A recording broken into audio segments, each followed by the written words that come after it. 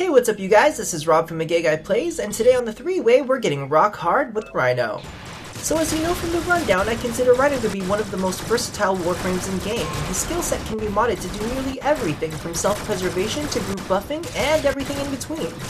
Today we're going to be looking at a powered up Iron Skin build, an extended duration Roar build, and a general purpose build for newer players.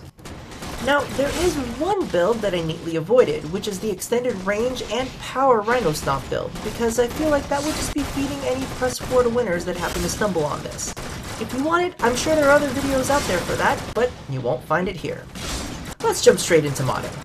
So, I used 3 Forma for this build. To be honest, I could have used 4, but it would have interfered with one of the other builds I had running. I had a V slot, a bar slot, and also swapped over the aura to a bar. I bet you're wondering why I did that, huh?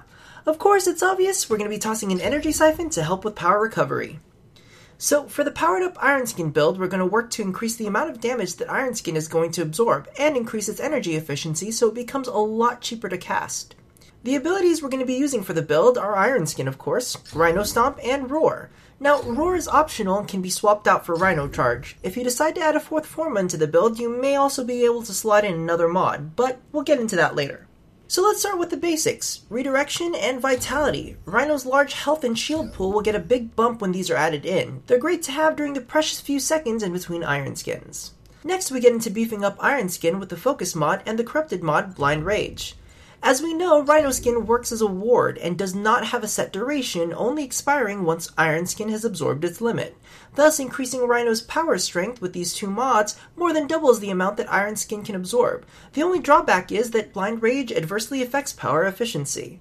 So to offset that, we're going to toss in a Streamline and the corrupted mod Fleeting Expertise, which in conjunction with the previous Power Strength mod still reduces the overall cost of Iron Skin. So now Iron Skin is cheaper and more than twice as powerful.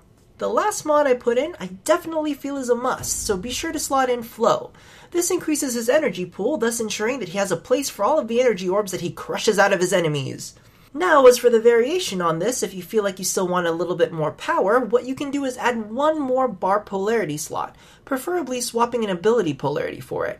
This way you can add either Stretch to increase the range of Rhino Stomp, or for increased survivability, you can add in an Equilibrium, which grants you health whenever you're able to pick up energy orbs, and vice versa. This is definitely great since Rhino isn't capable of healing himself. Now on to the next build. This variation focuses on extending the duration of Roar, using a lot of the same mods but swapping out Focus for Continuity, and Fleeting Expertise for Constitution. The combination of both mods extending Roar by 58%. Now as you can see, I still left Blind Rage slotted because it gives a nice chunky boost to Roar, and I figure that you won't have to spam Iron Skin as often during group play, so the extra bit of energy it costs to use won't affect you as drastically as it would have if you were completely solo. But if you prefer to save energy, feel free to slot Focus there instead. And the last is a generalized build that utilizes all of his abilities without any use of Nightmare or Corrupted mods. This is a really great way for newer players to get the full Rhino experience and figure out which playstyle suits him or her the best. So all in all, Rhino is pretty straightforward, so I don't really have any big tips to give out. But just as a reminder, Iron Skin does not mean invincible. So if you're soloing with the powered up Iron Skin build, be sure to keep an eye on your energy, especially if you get a little stomp happy. For the extended duration of Roar build, be sure to keep in mind that you'll be using Roar frequently and that the build doesn't feature heavy power efficiency. So while Rhino Stomp is great for controlling crowds, you may also want to make sure that you've got a potent weapon for Roar to power up if energy gets a little sparse. So thank you all for watching another episode of the 3-way. So if you haven't already checked out my rundown on Rhino, I'll leave a link in the description box below if you want any additional information or advice on the big lug. And if you liked what you saw, be sure to do the thing I ask you to do every video, and if you haven't already, don't forget to subscribe for more gaming content here at Gay Guy Plays.